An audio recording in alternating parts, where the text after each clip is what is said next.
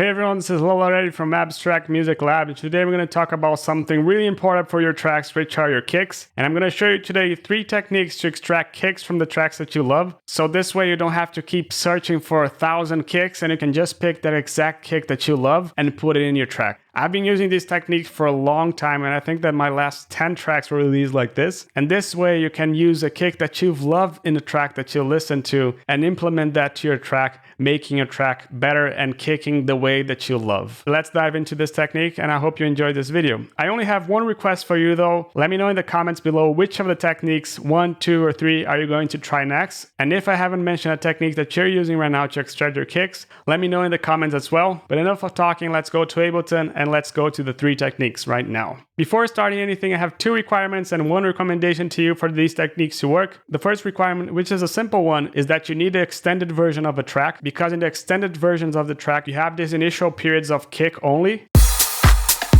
And this is where you're going to get the cleanest kick. So always try to do this in the extended session first. And requirement number 2 is that you need plugins with specific capabilities to be able to perform these techniques. You're going to need an EQ that's able to do linear phase EQing like the FabFilter Pro Q3. And we're going to use a volume shaper capable of doing multi-band volume shaping like Volume Shaper 6 from KO Guys. And you can see both these plugins in the description below. And the last recommendation, this is not a requirement, but a recommendation. If you're using the WAV version, you can get a better result, but you can definitely pull it off with the MP3 version. I've been doing with the MP3 version myself all the time, so it definitely works. And now, without further ado, let's go to technique number 1. But for this, we're going to zoom in into a specific section of the track, and we're only going to use this kick over here.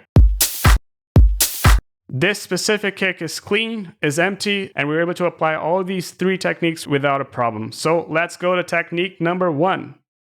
So technique number 1, what we're going to do here, we're going to split the bands of this sample over here, and we're going to split into a high band, mid-high, mid-low, and a low band. And by doing this, we're able to pick what we want from these specific sections and achieve a pretty good result that I'll show you today. Just to give an example, one of the bands that we're splitting here is 5,000 and above. We're also going to do 1,000 to 5,000. We're also doing 200 to 1,000, as you can see over here, and 200 and below. So now let's bounce all these bands so we can actually see what these bands are composed of. And before anything, don't forget to put your EQs in linear phase mode, as we are doing here right now. Now let's bounce this into place so we can actually see what these EQs are doing. These are the results of the bounce in place. So this is what the EQs are actually doing, and this is how it's actually sounding like. Now we're going to go deeper into these channels and only pick what we want to compose our kick. So basically from this high-end channel, we're only going to pick this starting point over here. From the mid-high, we're only picking the same. From the low mids, we're going to pick a little bit longer. And for the lows, we're picking up to here.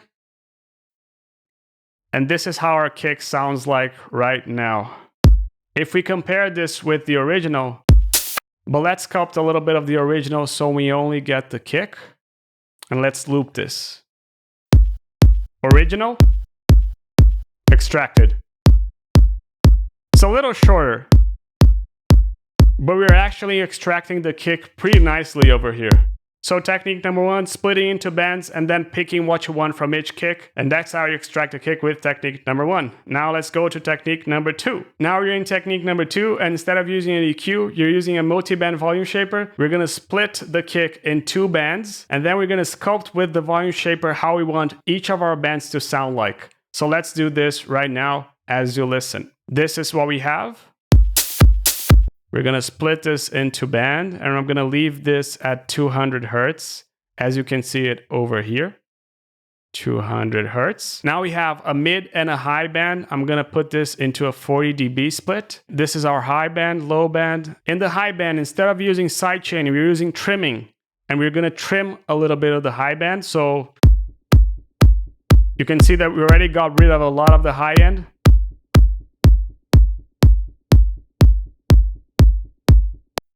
And now we're going to sculpt the low end.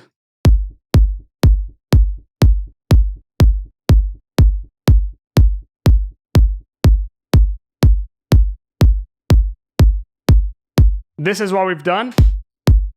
And this is the original.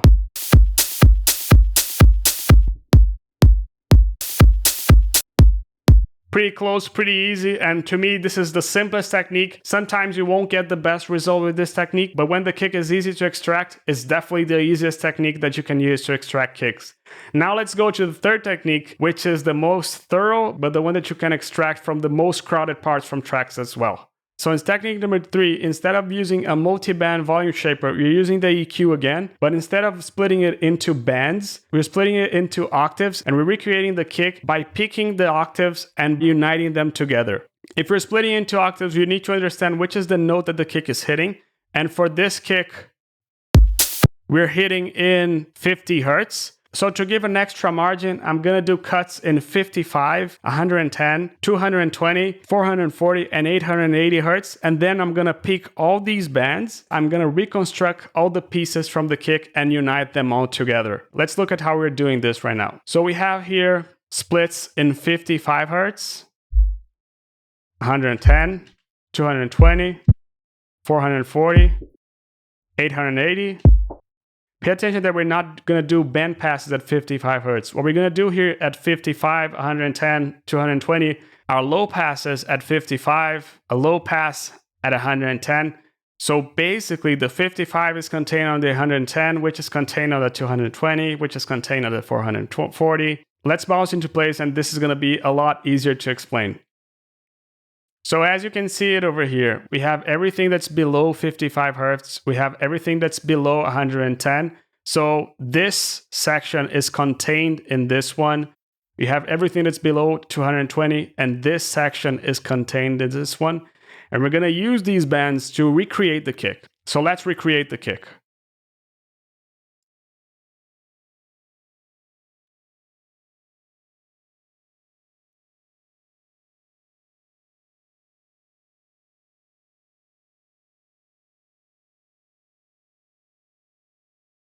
And now we're going to do a little fades over here, so it's a little bit smoother.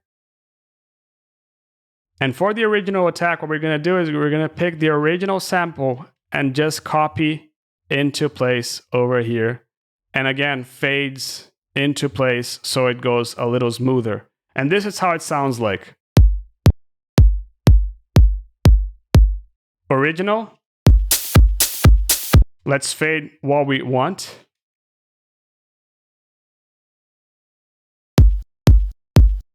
Extracted. We have a lot of noise that we don't want in this one over here.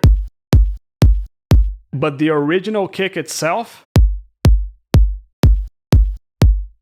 we have it, and that's what matters. And now we can compare version number 3, version number 2, or version number 1. Which one do you like the most? Leave in the comments here which one do you like the most, and I hope you have liked this video. If you liked it, hit the like button. If you loved it, subscribe to the channel, and I see you in the next video. Ciao.